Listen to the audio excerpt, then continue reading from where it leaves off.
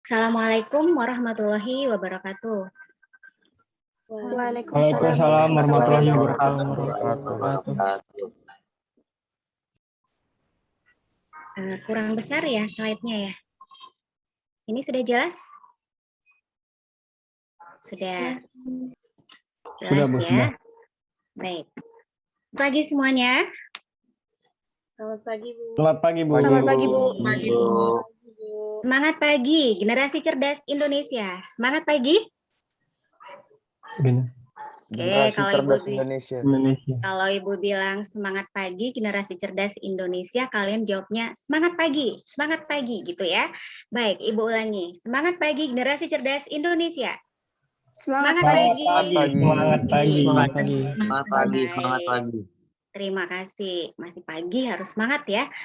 Apa kabar kalian di pagi ini, Nak? Ibu harap semua sehat ya. Gimana, sehat atau ada yang sakit? Alhamdulillah sehat, Bu. Alhamdulillah sehat ya.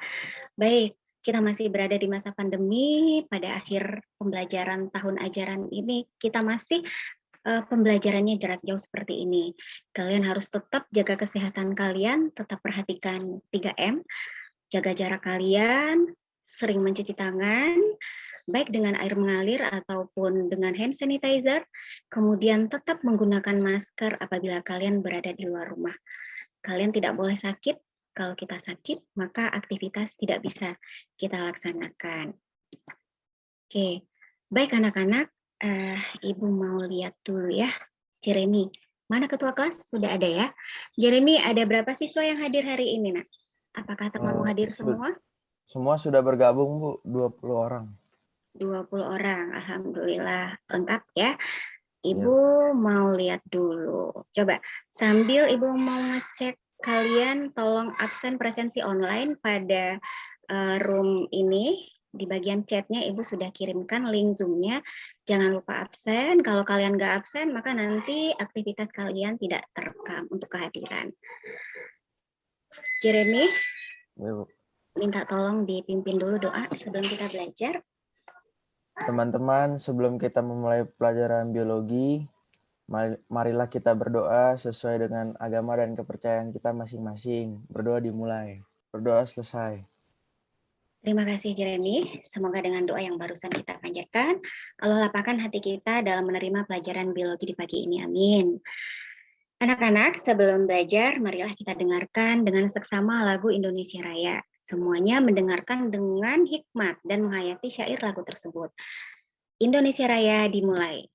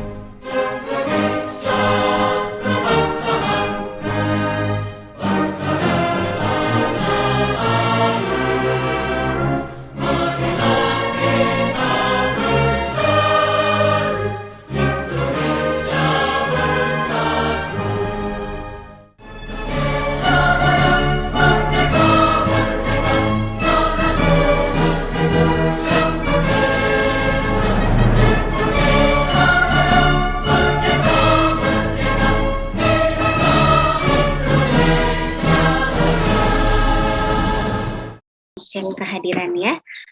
Sekretaris Sakinah, ada teman yang tidak masuk hari ini, Nak? Alhamdulillah hadir semua, Bu. Alhamdulillah hadir semua. Baik, Ibu ingatkan kembali, jangan lupa presensi online pada room chat yang sudah Ibu bagikan. Ibu mau cek dulu ini. Abimayu, Ibu lihat kamu kok bajunya putih ya? Yang lainnya bajunya batik. Kamu kenapa pakai seragam putih? Maaf Bu, baju batik saya lagi di laundry Bu. Untuk sekarang saya izin pakai baju putih Bu. Maaf Bu. Ya, baik Abimayu, Ibu maafkan. Tapi untuk yang akan datang, kamu harus disiplin ya, dan siapkan segala kebutuhan yang terkait dengan kegiatan sekolah kamu, termasuk pakaian yang akan kamu pakai. Baik Bu, saya akan siapkan. Baik, terima kasih Abimanyu, dan untuk semuanya tolong diperhatikan ya. Anak-anak, pada pertemuan sebelumnya kita sudah membahas tentang gen, DNA, RNA, dan kromosom, baik strukturnya maupun fungsinya. Nah, siapa di antara kalian yang masih ingat dan bisa mendeskripsikan ulang ketiga komponen genetik tersebut? Coba, siapa yang bisa? Fahira, bisa? Ya, Ibu. Dari pembelajaran minggu lalu yang saya ingat, gen itu merupakan segmen DNA yang dapat mengekspresikan suatu sifat tertentu. Jadi, gen adalah bagian dari kromosom. Gen adalah urutan DNA berasosiasi dengan protein histon membentuk nukleosom dan berkondensasi membentuk badan yang disebut kromosom. Oke, makasih Fahira. Fahira masih ingat ya pembelajaran kita minggu lalu? Nah, anak-anak, pada kesempatan ini kita akan lanjutkan materi kita minggu lalu. Minggu lalu kita sudah membahas gen, DNA, RNA, dan kromosom. Tapi minggu sekarang, pada saat ini, pagi ini kita akan lanjutkan, kita akan berbicara tentang replikasi dari DNA itu sendiri. Nah, kompetensi dasar yang akan kita bahas masih melanjutkan kompetensi dasar yang lalu, yaitu menganalisis hubungan struktur dan fungsi gen, DNA, kromosom dalam penerapan prinsip pewarisan sifat pada makhluk hidup.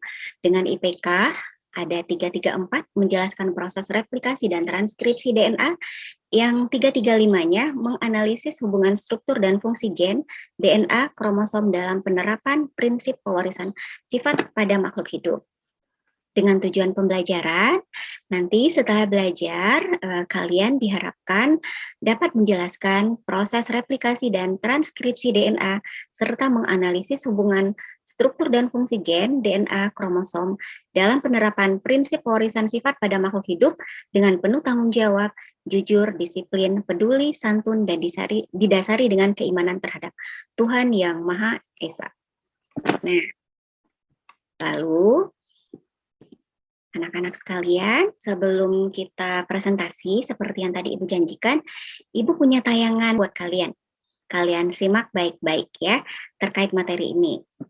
Apakah sudah terlihat? Sudah terlihat, Nak? Sudah, Bu. Sudah, Bu. Sudah, Bu. Sudah. Ya? Sudah, Bu. Baik. Kalian simak baik-baik.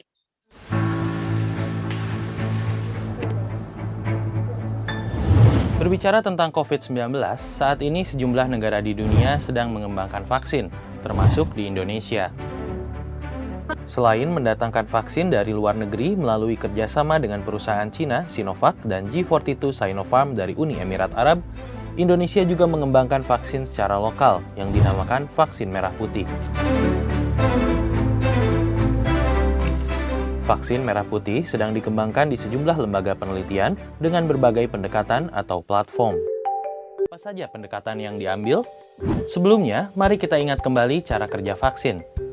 Vaksin bekerja dengan melatih sistem pertahanan tubuh untuk menghasilkan antibodi yang mampu melawan virus. Virus penyebab COVID-19 yang dinamakan SARS-CoV-2 terdiri dari materi genetik berupa asam ribonukleat atau RNA dan selubung yang terbuat dari protein. Vaksin konvensional seperti yang dibuat Sinovac dan G42 Sinopharm menggunakan virus yang dimatikan. Materi genetik SARS-CoV-2 dihancurkan sehingga tidak bisa lagi menginfeksi sel manusia. Yang tersisa hanyalah selubung proteinnya. Sistem imun kita akan mendeteksi kapsul protein ini sebagai benda asing dan menciptakan antibodi untuk menghancurkannya. Untuk vaksin merah putih, para peneliti menggunakan pendekatan lain dalam membuat vaksin yang tidak menggunakan virus utuh. Lembaga molekuler Ekman dan LIPI menggunakan metode yang disebut protein rekombinan. Para peneliti menggunakan satu atau beberapa gen yang mengkode selubung protein virus, misalnya bagian spike. Gen tersebut kemudian disisipkan ke dalam vektor atau pembawa gen yang disebut plasmid dan dimasukkan ke bakteri. Bakteri berfungsi seperti pabrik yang menghasilkan protein. Protein inilah yang nantinya disuntikan ke dalam tubuh manusia untuk melatih sistem imun. Selain itu, teknik ini juga memperkecil risiko timbulnya reaksi tidak diinginkan pada tubuh penerima vaksin, yang dikhawatirkan bisa terjadi bila menggunakan virus utuh. Sementara peneliti... Baik, anak-anak. Kalian sudah menyimak tayangan tadi? Sudah, Bu. Sudah, Bu. Ya. Oke. Baik, berdasarkan tayangan yang sudah kalian tonton, apakah kalian bisa mengaitkan kasus pada video tersebut dengan materi genetik yang terdapat pada suatu makhluk hidup? Coba, Excel, ada Excel? Kalau menurut pendapat saya, vaksin yang di dalamnya disisipkan dengan DNA akan memicu sistem pertahanan tubuh untuk gen tersebut akan memproduksi protein yang mampu melawan virus tersebut. Ya, bagus sekali Excel ya. Dengan memanfaatkan DNA tertentu yang disisipkan ke dalam vaksin, setelah vaksin itu berada di dalam tubuh manusia, maka DNA tersebut diharapkan dapat membuat salinannya yang mampu melawan virus. Oke, baik anak-anak. Sekarang kita kembali ke LKPD ya. LKPD yang sudah kalian kerjakan di rumah, tentunya kalian sudah punya jawaban masing-masing. Sudah siap untuk dipresentasikan nantinya tentunya. Sebelum presentasi, Ibu mau tanya dulu, apakah ada permasalahan yang terkait dengan LKPD yang sudah Ibu bagi dan diskusi mandiri itu yang mau ditanyakan silakan. Kalau ada dipersilakan. Bu, apakah saya boleh bertanya? Siapa itu? Safira ya? Safira, ya. Baik. Silakan Safira. Nah, terkait permasalahan soal nomor 1 dalam sebuah keluarga terkait fenotip, mengapa ada yang tidak mirip sama sekali ya Bu? Padahal mereka satu keturunan ayah dan ibu. Oke, terima kasih Safira. Pertanyaan Safira cukup bagus. Dalam sebuah keluarga, kenapa ada yang tidak mirip anak dengan ayah dan ibunya? Nah, menanggapi pertanyaan Safira, siapa yang mau menjawab? Ada yang mau berpendapat? Silakan. Bu, Fira Daliar. Ya, Fira Daliar. Baik, silakan. Coba dijawab. Saya mau coba jawab pertanyaannya Syafira. Menurut saya, wajah atau fenotip yang tidak mirip dikarenakan keberadaan gen pada genotip ada yang sifatnya dominan dan ada yang sifatnya resesif. Jika gen tersebut sifatnya resesif, maka sifat tersebut tidak akan muncul. Tapi jika sifat gen tersebut dominan, maka sifat gen akan muncul pada fenotip. Oke, betul sekali ya yang disampaikan oleh Fira. Terima kasih. Pendapat yang sangat bagus. Kita akan mulai saja presentasi. Kita mulai dari kelompok 1 yang akan presentasi, yang akan dipresentasikan oleh Sakina ya. Kelompok 1, silakan Sakina. Terima kasih atas waktu dan kesempatan yang sudah diberikan kepada saya. Assalamualaikum warahmatullahi wabarakatuh. Bu Desi dan teman-teman semua, izinkan saya mempresentasikan hasil kerja kelompok saya. Perkenalkan, saya perwakilan dari kelompok 1, saya Sakina Zifa Beridiansyah, lalu ada Yulianti Gracia, Ardelia Rahma, Fatiza Mailani, dan Fahira Putih. Berikut adalah peta konsep dari substansi genetik. Substansi genetik dibagi menjadi 3 pokok pembahasan, yaitu kromosom, gen, dan DNA. Yang kedua, struktur DNA dan RNA. Dan yang ketiga, yaitu sintesis protein. Kromosom, gen, dan DNA dibagi lagi menjadi hubungan kromosom, gen, dan DNA, dan struktur dari kromosom itu sendiri. Lalu, struktur DNA dan RNA dibagi menjadi 3, yaitu struktur dan fungsi DNA, struktur dan fungsi RNA, dan perbedaan DNA serta RNA. Yang ketiga, yaitu sintesis protein dibagi menjadi transkripsi dan translasi. Pada soal pertama yang dalam LKPD, pertanyaannya yaitu, setelah membaca teori, apa yang dapat kamu simpulkan tentang replikasi dan transkripsi DNA? Jawabannya yaitu replikasi, yaitu proses menyalin secara utuh 2 untai DNA menjadi 2 untai yang baru. Kemudian transkripsi, yaitu proses menyalin salah satu untai DNA menjadi mRNA. Soal yang kedua, berdasarkan analisa dan pemahaman Anda, bandingkanlah ketiga model replikasi DNA tersebut, yaitu ada gambar A, B, dan C. Berdasarkan analisa dan pemahaman kelompok kami tentang ketiga model replikasi DNA tersebut, yang pertama gambar A, yaitu dispresif, di mana molekul DNA induk mengalami fragmentasi sehingga DNA anakan terdiri atas campuran molekul lama atau induk dan molekul hasil sintesis baru. Untuk gambar yang B, yaitu konservatif, di mana DNA untai ganda induk tetap bergabung, sedangkan kedua untaian DNA anakan terdiri atas molekul hasil sintesis baru. Sedangkan gambar C, yaitu semi-konservatif. Setiap molekul untai ganda, DNA anakan terdiri atas satu untai tunggal, DNA induk, dan satu untai tunggal, DNA hasil sintesis baru. Kemudian pada soal ketiga pertanyaannya, apa penyebab adanya kemiripan pada sebuah keluarga seperti pada gambar berikut ini? Jawabannya adalah adanya kesamaan susunan genotip sehingga memunculkan fenotip yang sama. Yang terakhir yaitu soal yang keempat, mengapa gen, DNA, dan kromosom dikaitkan dengan pewarisan sifat pada makhluk hidup? Jawabannya itu karena sifat-sifat atau karakter pada organisme dibawa dan diturunkan kepada anakannya melalui substansi genetika. Yang terlibat dalam hal ini gen, DNA, dan kromosom. Sekian, terima kasih. Mohon maaf bila ada salah-salah kata atau kekurangan. Wassalamualaikum warahmatullahi wabarakatuh. Waalaikumsalam warahmatullahi wabarakatuh. Terima kasih Sakinah, tepuk tangan buat Sakinah ya. Nah, dari rangkaian kegiatan kita hari ini, siapa yang bisa menarik kesimpulan? Ibu mau dengar? Saya Siapa Bu itu? Aziza. Aziza ya? Baik, silakan Aziza. Kesimpulan yang dapat saya ambil adalah DNA itu bisa melakukan perbanyakan diri dengan membuat replikannya, dan DNA itu bisa mencetak rantai baru yang nantinya akan dilanjutkan dengan proses sintesis protein. Iya, bagus sekali Azizah ya. Ada yang mau menambahkan pendapat Azizah? Dea mungkin, silakan Dea. Ya, Dea baik Dea, silakan. DNA adalah salah satu faktor hereditas yang terlibat dalam pewarisan sifat pada makhluk hidup yang diperoleh dari orang tua dan diwariskan kepada keturunan berikutnya.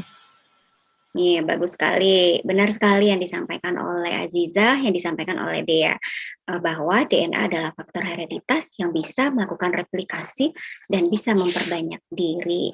Kemudian sebagai kesimpulan dan penguatan konsep dari Ibu buat kalian, kalian perhatikan tayangan Ibu baik-baik. Ibu akan presentasi ya.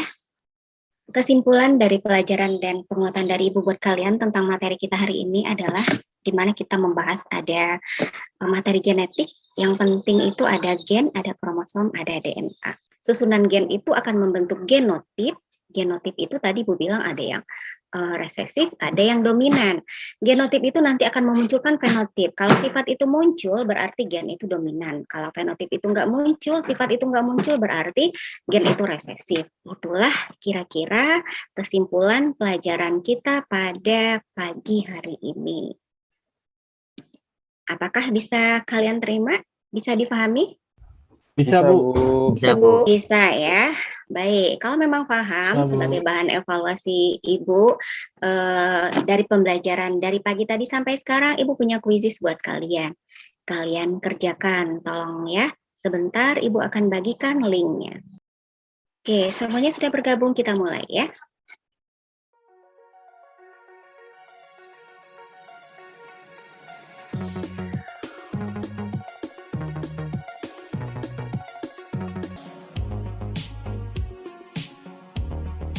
Oke, kita lihat. Ya, selamat buat Naila ya. Naila berhasil. Naila, selamat ya buat Naila. Bagi yang belum berhasil, tetap harus banyak belajar, jadi kalian harus fokus. Kalau ada guru yang menjelaskan materi, perhatikan dengan baik konsep-konsep yang diberikan oleh guru tersebut. Baiklah anak-anak, pembelajaran biologi hari ini Ibu rasa cukup sekian. Karena waktu sudah mau habis, mohon maaf atas segala kekurangan dan kesalahan dari Ibu. Terima kasih atas perhatian dan partisipasi kalian. Kita akhiri dengan membaca doa. Alhamdulillahirabbil alamin. Oke, baik. Terima kasih anak-anak. Untuk pembelajaran hari ini luar biasa, kalian sangat antusias sekali dengan pembelajaran substansi genetika. Insya Allah nanti kita akan ketemu di kelas 12. Oke, sampai jumpa. Terima kasih banyak. Sukses buat kalian. Assalamualaikum warahmatullahi wabarakatuh. Dadah, terima kasih semuanya ya. Waalaikumsalam warahmatullahi wabarakatuh. Terima kasih Bu. Terima kasih Bu. Sama-sama, nak.